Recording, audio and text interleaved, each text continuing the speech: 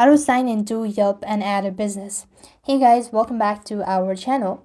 In order to sign in and add a business to Yelp, what you need is, first thing first, you want to install the Yelp app onto your device.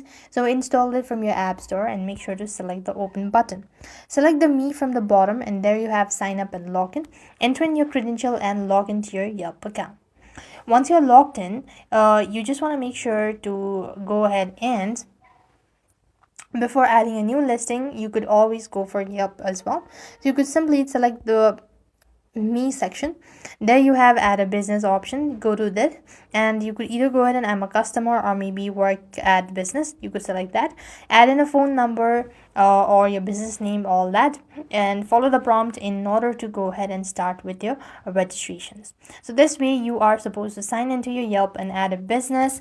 With that, we've completed our steps. Thank you for watching. See you in the next video. And if you're having any sort of issue, you might want to make sure to double check all your credentials as well.